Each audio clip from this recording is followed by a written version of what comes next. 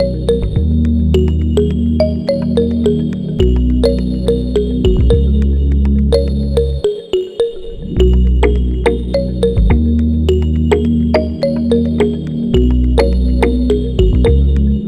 and welcome to LawWiser. Today we have a very interesting discussion that is around the Prevention of Money Laundering Act case.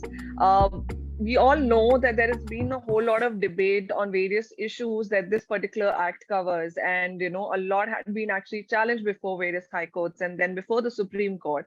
And now the Supreme Court has come out with this judgment in the matter of Vijay, Madanlal, Choudhary, and others versus Union of India and others. Also, obviously, this comes along with a batch of petitions that were filed and which challenged various provisions of this PMLA Act, which is very famously known as PMLA.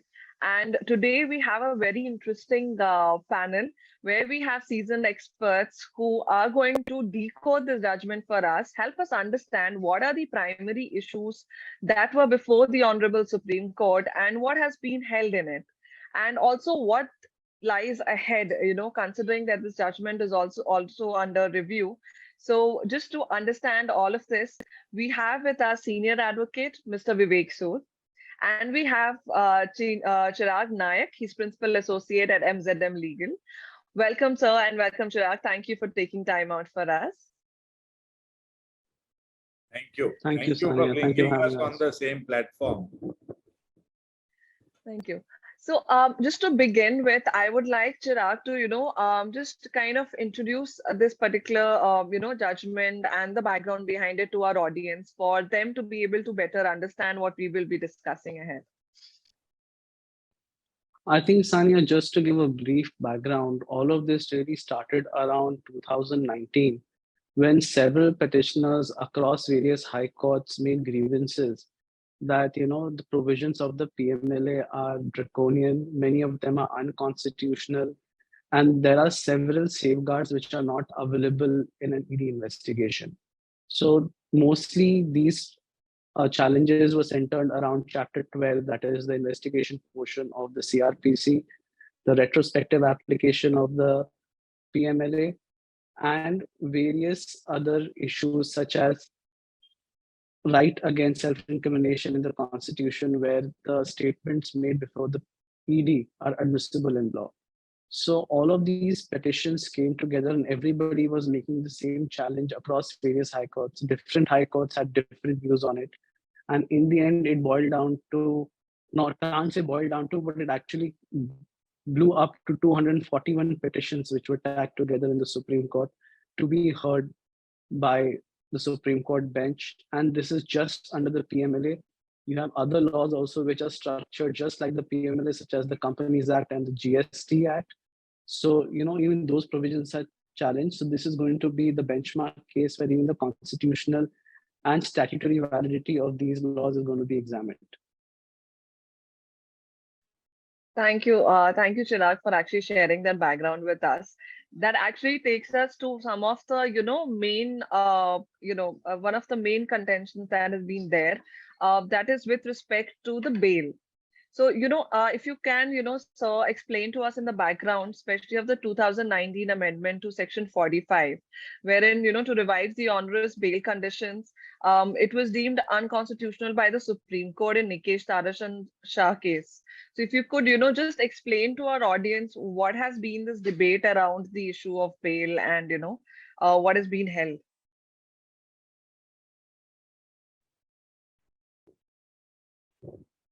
The PMLA,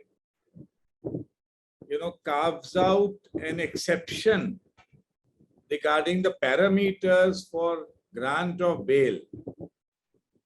Bail generally is regulated by the Code of Criminal Procedure 1973, and it is left to the wisdom of the judges.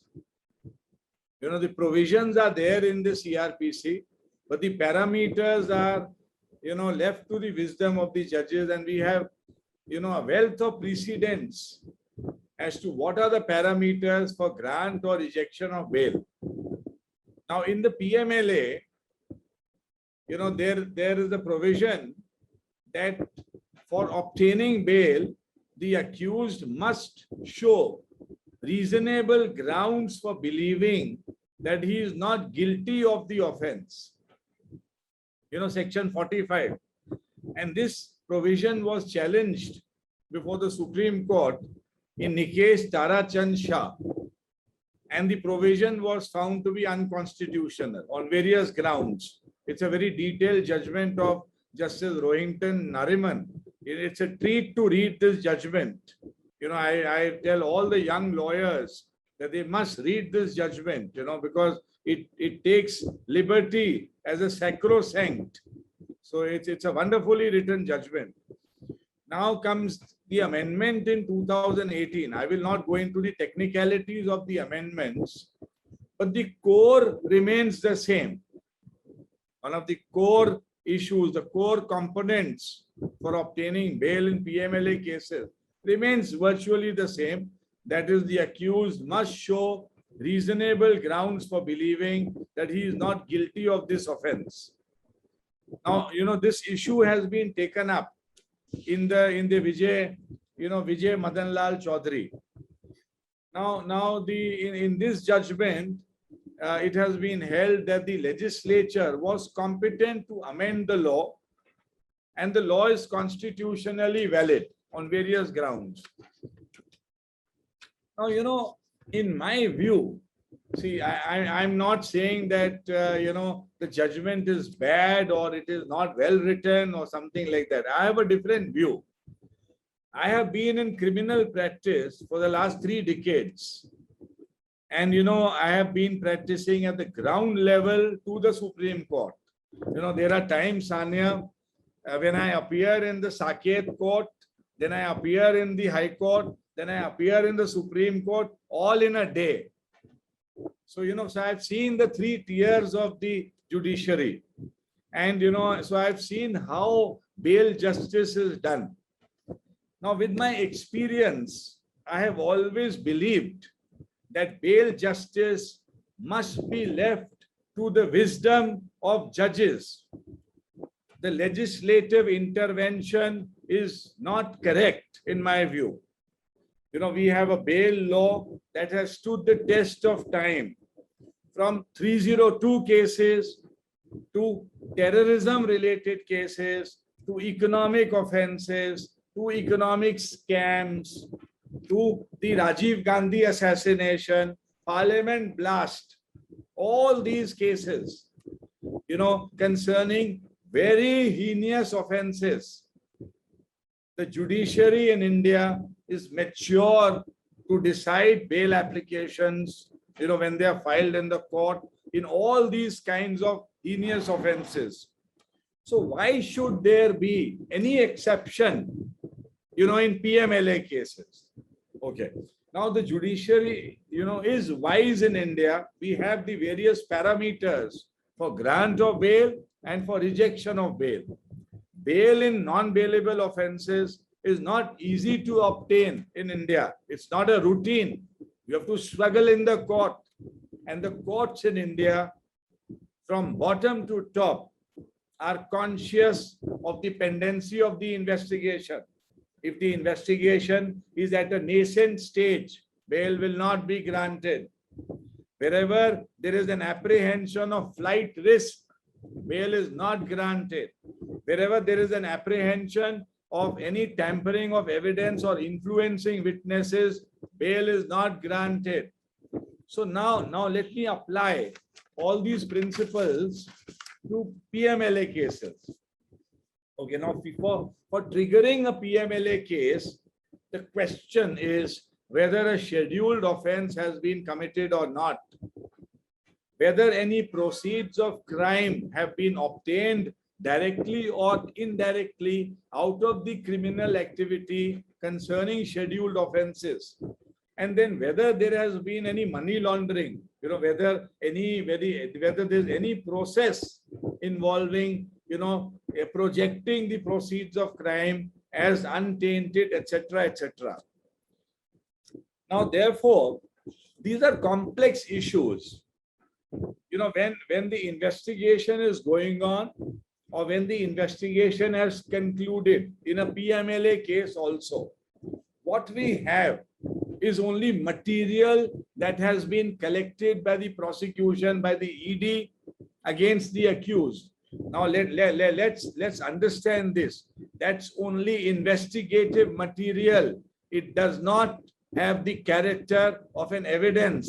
It becomes evidence only when all the documents are exhibited in the court, when witnesses testify in the court, and whatever the accused has in his defense is not there in the picture. It is not there in the picture. So in such a situation, it is extremely difficult, rather impossible, rather improbable for an accused to make out a strong case of acquittal at that stage, acquittal or a discharge or a quashing. And the trial is yet to take place. So why should there be such a condition? You know, when the judiciary in India is mature enough, so it should be left to the wisdom of judges. Therefore, in my view, you know, I feel Nikesh Charachand Shah is the correct view, and the view taken by the Supreme Court in Vijay Madanlal Choudhary, in my view, is not correct. You know, when you apply this view at the ground level, in a practical scenario, it makes things very difficult. You will have accused languishing in jail for months and months and months or years. And ultimately, an acquittal comes by. Who compensates the accused for the time spent in jail? And the judiciary, in appropriate cases, serious cases of money laundering, will not release the accused on bail so easily. So this is my perspective, you know, on the bail issue with respect to Nikesh Charachand Shah versus Vijay Madanlal Choudhary. Thank you, sir, for that, you know, and drawing that comparison and telling us what's the difference there. Chirag, do you have any thoughts here to share? Yeah, I think Sir has spoken, expounded on it quite vastly, and there is not much to add to it. But my only 2 cents here would be that, you know, there are several other issues which lead to a lot of, you know, miscarriage of justice when it comes to the provisions under PMLA. Because if your statements are admissible, you don't have access to any prosecution document. Generally, when we are in a police case, you actually have an access to the FIR. You know what the allegation against you is, you know, and you come into court, you come in blind, you only have the grounds of arrest, which are not very, you know, clearly written many a times. So you are going in blind, making a bail application against your statements and material which is deemed to be admissible against you in law. So I think it's a very high threshold to, you know, put the burden of proof on you to show that, you know, any offense of money laundering was not committed. I think, and, you know, as it is, courts don't have time. We have a severe backlog. To hear just bail cases in such details causes miscarriage of justice by itself. The time it takes. And if you see generally money laundering bail applications, they take a very long time to be disposed of. Even if the judge hears it on a weekly basis, it takes at least 3-4 weeks to finish them. So that is my thought there. Thank you, Chirag, for sharing that with us. That actually takes us to the next point. You know, apart from bail, there has been another moot issue which has always been kind of a debate. That is with respect to the Enforcement Directorate, the ED, being subject to judicial oversight for investigation. So, you know, there's this huge issue around that has been discussed in the Supreme Court. So if you can share that with our audience and, you know, help them understand what is this entire issue about. See, here the issue is about that generally criminal offenses in India are investigated by the police. The police and the criminal procedure in that regard is very clear that at various stages of the investigation, you have remedies against the police. Now, the first challenge the recent judgment of the Supreme Court, Vijay Madanlal judgment makes is that the language used in PMLA is of investigation. So when the officer calls you in a summons, The word uses I'm investigating a case under the Money Laundering Act. And that is the language employed in section 50 as well. But the Supreme Court has read the word investigation as inquiry, which changes everything. That's the major difference. So if somebody is just conducting an inquiry, and on the other hand, they have powers of a police officer where the ED can arrest you there and there when they call and summon you know, and in general criminal procedure, you have the safeguard that if, for example, if you're an accused, or even if you're a witness, whatever you say in custody or in front of the police is not admissible until you make the same statement in court. Because everybody knows India is one of the few countries where there is legislative distrust of the police. So that is why in evidence law, you have to make the same statement before the court, the trial court, and that is when the statement becomes admissible. So those very same powers which are exercised by the police are exercised by the ED. In fact, some might say ED is the most premier investigating agency in the country.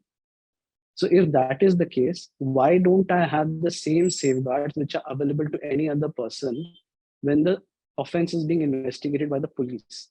And more so when the PMLA says that if the government wants, even the police can investigate an offense of money laundering.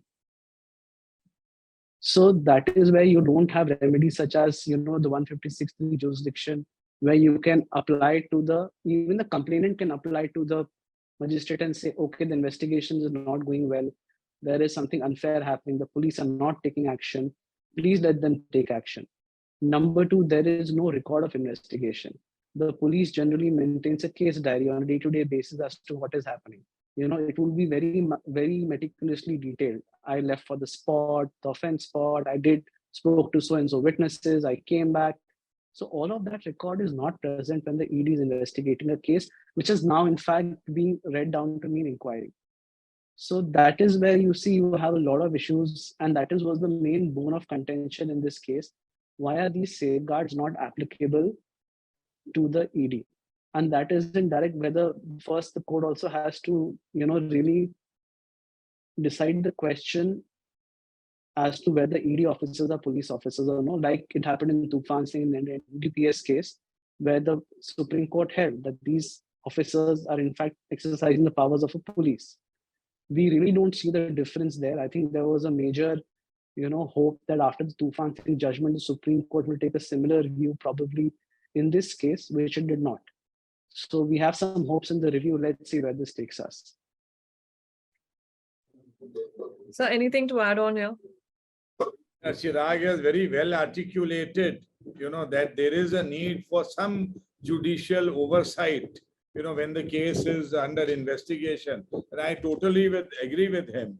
And of course, I am sure the government in its wisdom, will definitely look into this aspect. See, as we go along, as we have more and more cases coming up, I'm sure some judicial principles will emerge. So let's hope that happens. I totally agree with him that some minimal judicial check is definitely required. There should not be any free run for any investigative agency in the country.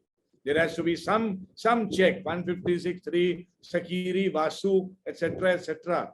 Some kind of supervision or some kind of monitoring, should be brought into the statute book as a check and balance on the wide powers that have been given to the investigative agencies. So I just wanted to, sir, if you can throw some light on the issue of burden of proof with respect to section 24 of this PMLA Act and explain to our audience, what is this all about?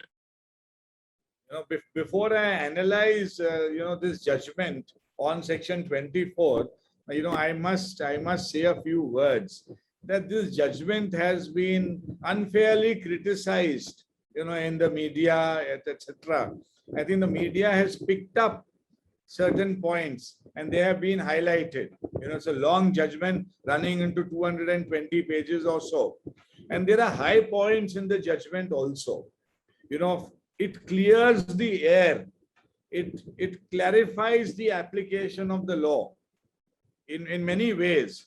So I must say, on burden of proof, this is the high point, one of the high points of this judgment. Vijay Madanlal Choudhary. Now, section 24, as it was in 2002, it says that the court shall presume proceeds of crime are involved in money laundering unless the contrary is proven. Sorry. I think we'll have to revise this. In 2002, section 24 was that burden of proof shall be on the accused that the proceeds of crime are untainted. Now, this was deliberated in the international community, and based on recommendations in the international community at different forums, different conventions, the amendment was brought about in 2013. Now, section 24 is in two parts. Part one, a person who's charged with money laundering, in such cases, the court shall presume that proceeds of crime are involved in money laundering unless the contrary is proved. Insofar as other persons are concerned, the court may presume. So this has been very well interpreted by the Supreme Court in this case. And the Supreme Court has said that before we apply these presumptions, the prosecution, the ED, must bring on record three foundational facts before we apply this presumption and before we shift the burden of proof on the accused. The ED must bring on record three foundational facts. Number one, that there was criminal activity relating to a scheduled offense. Number one. Number two, the property in question has been derived or obtained from such criminal activity. And three, that the person is involved in any process, projecting the proceeds of crime as untainted, which amounts to money laundering. Only when these three foundational facts are brought on record, a presumption arises. So this interpretation protects the accused. It protects the accused. You can't just catch somebody and put him in jail, and just put the onus on him. The initial onus is on the prosecution. So this is one of the high points of this judgment. Thank you, sir. Chirag, anything to add on here? Nothing additionally to this. It's a contentious issue, but the only silver lining in this judgment is that the court says that you have to prove certain foundational facts. That is the only silver lining. See, the problem in analyzing this judgment is also because the PMLA has been there for quite some time, for more than 15 years. But the problem is the sample set and data is very small. Out of 5,000 cases registered, you have only had around 23 convictions. Even in Bombay itself, where we practice, we have more than 80 cases lodged in the trial court and not a single trial has begun yet, even in the biggest of the cases. So, there will be many more issues which will crop up when you actually go and execute and start trying people, because the implications of what has been decided today will become clear only later. So that is something I wanted to add here. Thank you, sir, for sharing your thoughts here. And thank you, Chirag, for your inputs. That just takes us to another important issue, that's been there. And that is the retrospective application of the law, especially with reference to the intent to commit the crime. And this has been a major concern, which of course will, cause issues and challenges with its implementation as well. So Chirag, if you can just explain this again, this issue to our audience. See, Sanya, I think this is one issue which I feel really strongly about.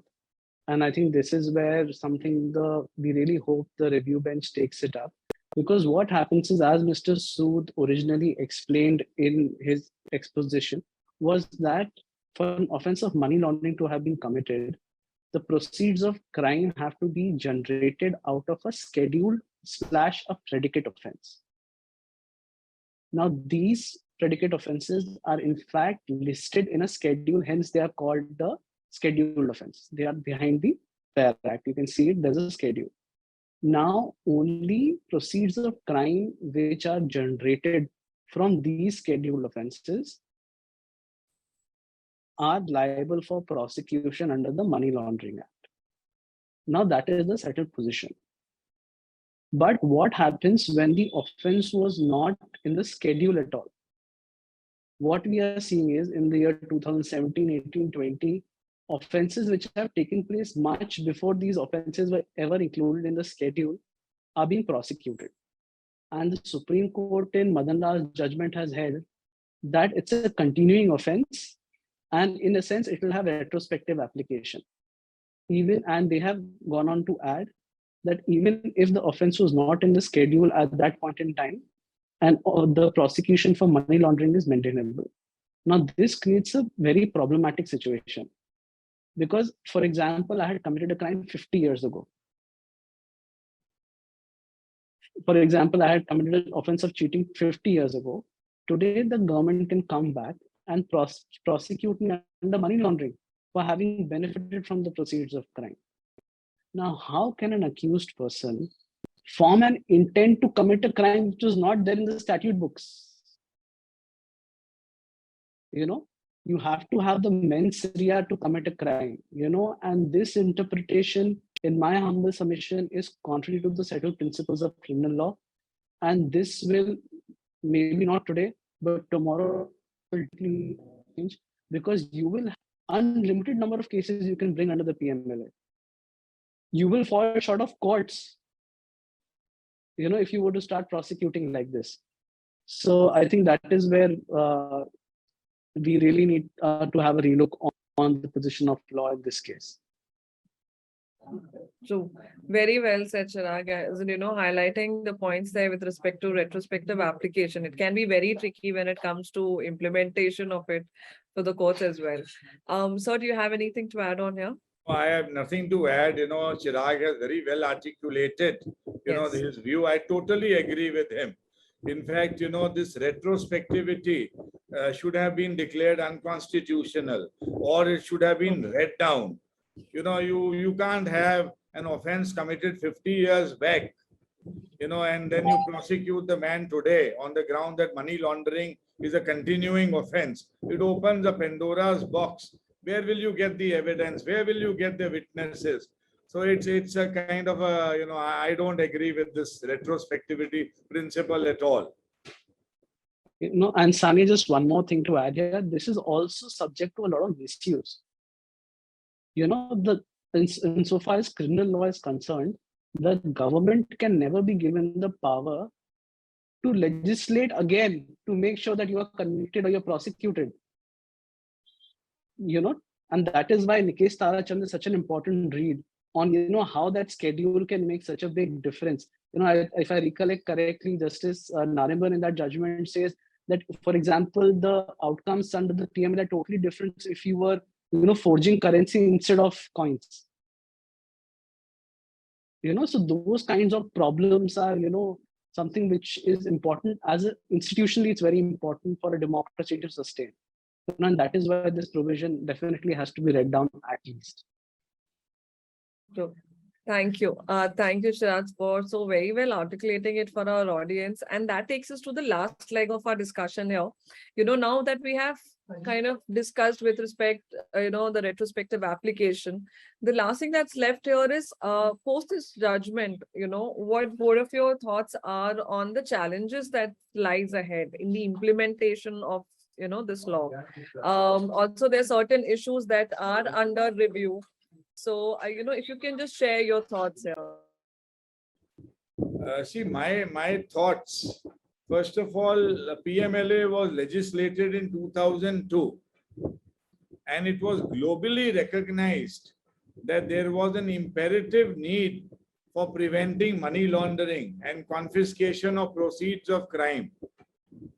Now, I will just read one passage from this judgment. Yeah. This need was felt world over owing to the serious threat to the financial systems of the countries, including to their integrity and sovereignty because of money laundering.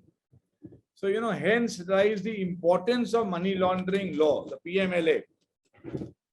Now, I must say that the trigger for a PMLA case, first of all, there you must have proceeds of crime, that is any property derived or obtained directly or indirectly as a result of criminal activity concerning a scheduled offense. These are proceeds of crime. And then, then the property purchased or derived from proceeds of crime is untainted, is tainted. And then you have section 3. If a person is found to be directly or indirectly involved in any process concerning proceeds of crime is money laundering. Now, the point which I am trying to make is this. The law is very significant.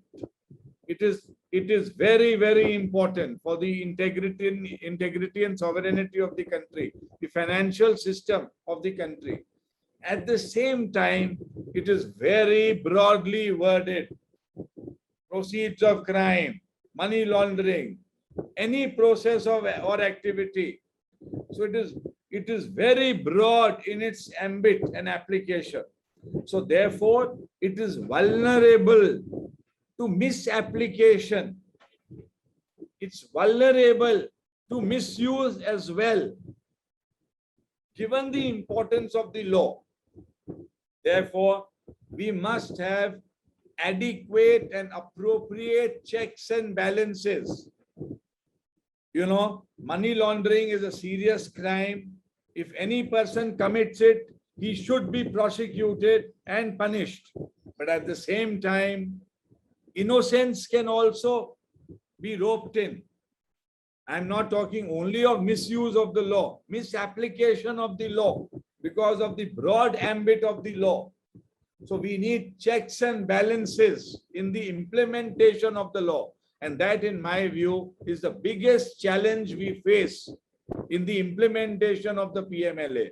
And here comes the role of the judiciary. See, the ED will investigate. They will investigate. But the check must come from the judiciary. This is my take on the challenges ahead. Thank you, sir. Chirag, your take here, please. I think, Sania, my view here is that, there will be various challenges, but I think there is some, we need some steps from the government and the parliament to legislate, where they can simply legislate and sort out a lot of these issues. For example, if the position is going to be that a statement made before an ED officer is going to be admissible, then, there should be some, change in legislation insofar as global scenario is concerned, where lawyers are allowed to accompany. So at least people feel safe, because if you're going to court, your statement is admissible, you have a lawyer beside you. That is one thing where, you could make some changes. Service of summons is still very confusing. How do they do it? There are different chapters of the PMLA which have not been examined yet, which relate to, mutual legal assistance treaties, which is now very, very important, because most of the money laundering cases have a foreign angle to this. So what is the process of serving? Do you serve by email or no? I think those very simple steps of legislating, very, very simple things, not the big things. Big things can be decided over time. Our discussion has happened today, but this is all subject to, the constitutional bench ruling in the Matthews case. If the Supreme Court comes into conclusion that the making such amendments through a money bill or a finance bill is illegal, then all of this goes, then the entire PMLA Act as it stands today falls flat. So, those are major issues still pending. The fight is not over, so to speak. There's going to be a lot of back and forth, but I think they should make some, ECIR probably they should legislate on. There's everybody is going, round and round with ECIRs. Might as well legislate a process over it. rather than leaving it gray. So if they make it clear, then I think a lot of these issues will solve down and a lot of cases will start moving. Everybody is making the same challenges in these cases and it's taking a lot of time. So if they simply sort this out, I think we'll be in a good place to at least start prosecuting these cases and see where it leads us. Thank you, Chirag, and thank you, sir, for so well articulating, all the issues and at the same time all the challenges that lie ahead. And very well said that there are parallel proceedings going on. At the end of the day, prosecution is what actually holds importance here. So obviously that's what courts have to keep in mind and move ahead, and that's what the legislature also needs to, be mindful of. So thank you once again for, so succinctly explaining all these issues to our audience, because obviously there has been a lot of debate and at the same time, it just comes out as very complex to, the general public as well. So thank you for, explaining it to our audience. Thank you once again. Thanks. Thanks, Anya. Thank you so much, Sam. And it was wonderful sharing the platform with my younger colleague, Chirag. It was a pleasure hearing you. Very well articulated. Thank you so much for having us. Thank you so much, sir, for very kind words and giving us time to, and making sure that all of us get to hear your thoughts on it. I think it will be beneficial to all and everybody who hears this program. Thank you so much. Very well, sir. Thank you so much. Thank you.